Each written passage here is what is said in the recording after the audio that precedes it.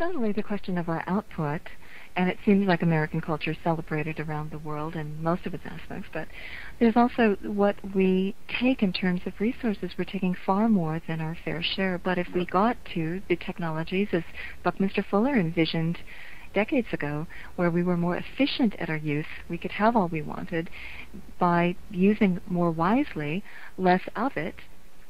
Right. And then the whole world could share in this, enough resources to go around if they're utilized well. And Fuller was absolutely right. I mean, he saw things way before most of us were even awake to the issues. And, you know, when you look at sort of global resources, that's where the disparities exist. Is we go into third world countries, we take everything that we can take, and what do we leave in our wake? We leave generally rural communities that become urban and have all the social problems and diseases that urban life brings, including poverty and misery.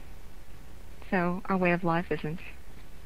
It's not for everyone. Just because we see another country or we see a population that appears to us to be economically poor does not mean they're miserable and poverty-stricken from our perspective. They are happy. They have a culture that works, a society that functions. They have what they need.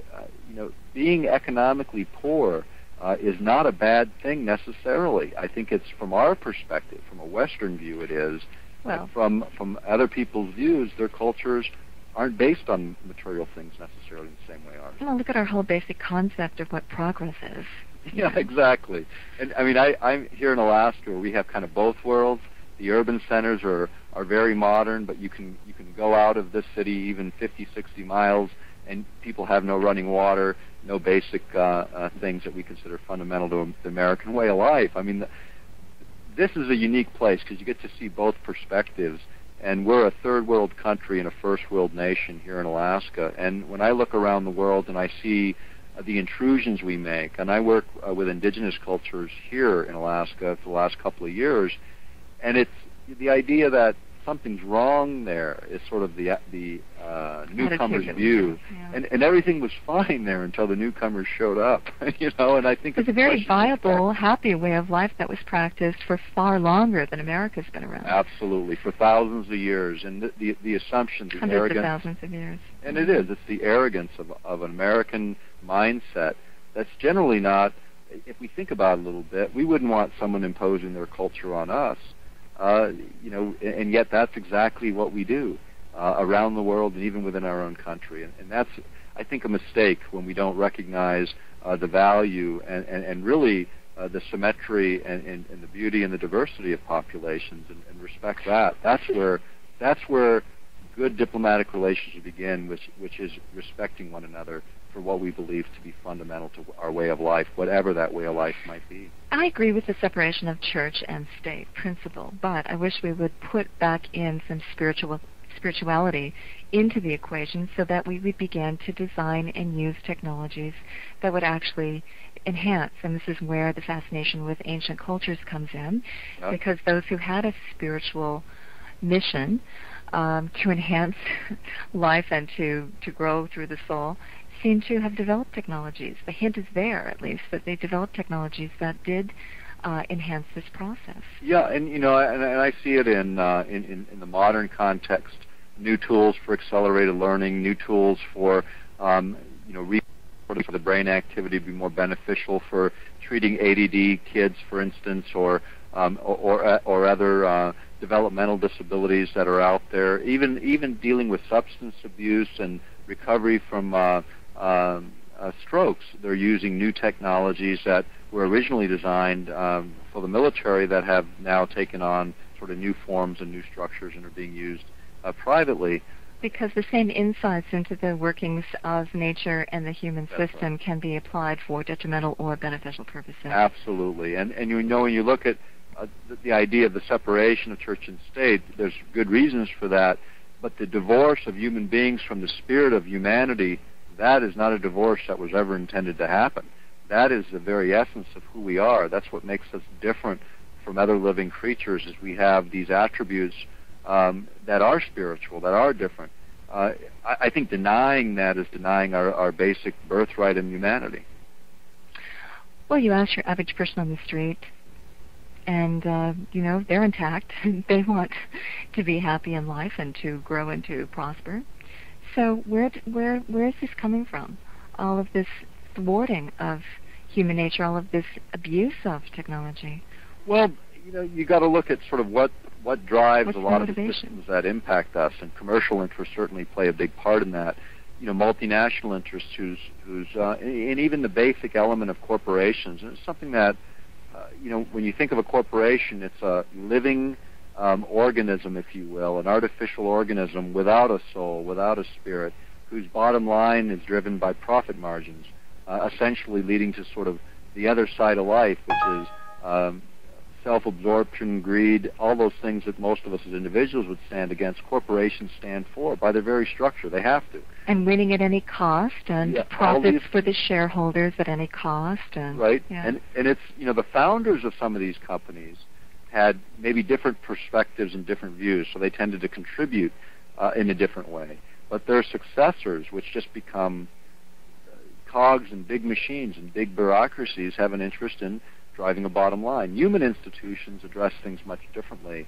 But if you look around the world at where the abuses occur and where the problems occur, they're generally over resources, and they're generally driven by multinational interests who have much different interests than yours and mine at heart. They have stockholders' interests at heart. Yeah.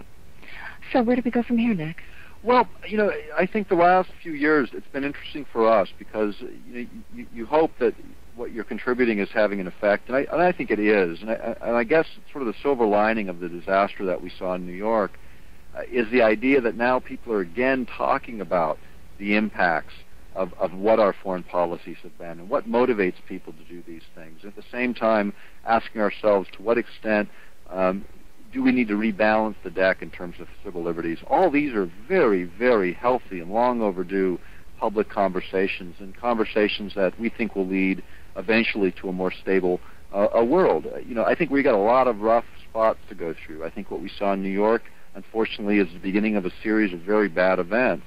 But coming out of that, if we can maintain that basic element of who we are as human beings, and we can learn a lot from this. I think we can come together as a country and also come together as a population around the world. I mean, and a lot of things are never going to reconcile in our lifetimes, but something more productive rather than destructive can come of this, and it's going to depend upon every individual acting in a way that's responsible and rational, because ultimately that's what makes things change.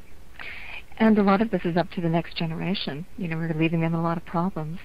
We're leaving them a lot of problems, and we can also leave them the solutions. And this is up to the current generation, because it is this generation that will decide whether the next will be slaves or free, and whether they'll have those basic elements that create the opportunities for great things in the world. And I think we can look forward to that. I think it's going to be a tough road in the next decade.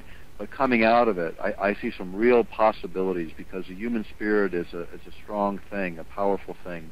And now we're talking again around the world and around the country about those things that are fundamental to us. We're thinking about our families. We're thinking about our friends. We're thinking about what kind of world we want to be in. And that is all long overdue.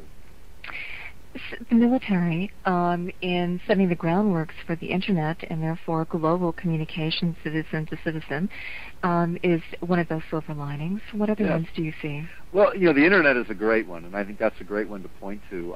Some of the other things that we see is some of the things being learned about the human brain. And what's being learned is that energy, external energy, whether it's light, sound, electromagnetic energy, can be used to influence brain activity in a very positive way.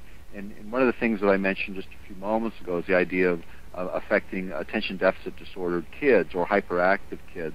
And one of the things that came up is of course, been talked about in many forums, but the idea of brain biofeedback, where you actually can look on a computer screen at activity graphically presented of the brain. So you can learn how to manipulate the graphics on the computer by basically thinking. And it's an interactive system, and what it teaches the brain to do is moderate its activity within that range, for instance, for attention deficit disordered kids or hyperactive kids, into that range where they can learn. And over 30 to 40 sessions, an hour apiece, they can train virtually anyone to do this, so that they don't have to take Ritalin, they don't have to do these other things. In fact, I was in Minnesota a few weeks ago, and I was listening to a talk program, and one of the charter schools in Minneapolis are using this technology and have taken 30 kids on Ritalin in the first year, and reduced it to 5, and are making tremendous progress with learning without using chemicals to not only alter the brain activity of the individual child, but really make them dependent on the pharmaceutical industry. They're making them independent and capable and competent, and perhaps even more capable than we are in being able to put themselves in that ideal state for learning. And I think that's a fantastic breakthrough, and one of the many breakthroughs that we have all to look forward to. And so at some point in the future, they're going to look back at our times and say, wow, these were really the dark ages.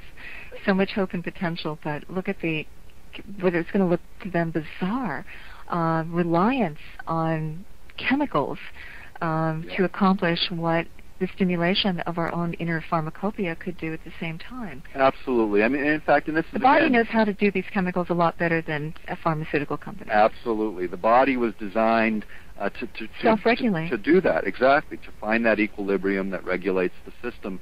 The only thing that's necessary occasionally is the inclusion of certain vitamins or elements that we may be missing in our diets in conjunction with perhaps an energy interaction to rebalance the system. And acupuncture is a good one to point to. It's ancient knowledge that now, with modern science, we understand a heck of a lot more than we ever did before.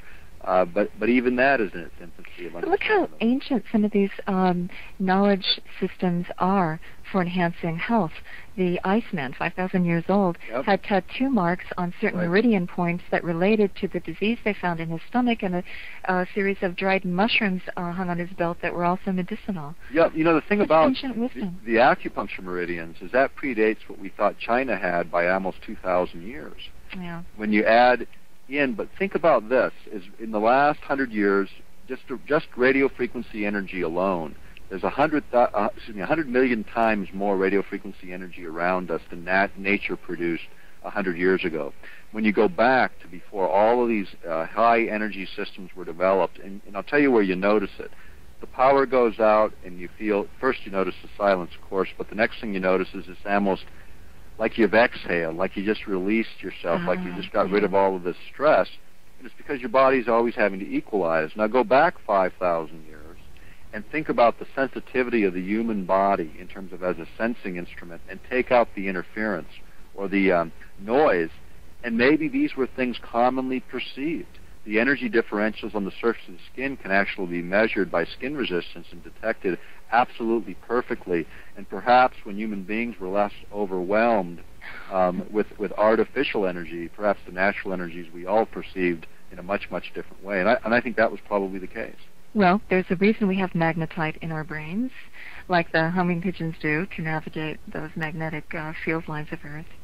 So I think we wouldn't have the technology in our bodies to detect and process all this if we weren't doing it at some point. Nick, we're out of time, but I want to say thank you. And the human spirit is indestructible, and I think that's what's going to carry us through the day. Absolutely, and I appreciate the time with you again, and it's always good to be with you. That was Nick Begich, and thank you for listening. I'm Laura Lee. Laura Lee Online, www.lauralee.com. All interviews on The Laura Lee Show are available on audio cassette. For information, call 1-800-243-1438.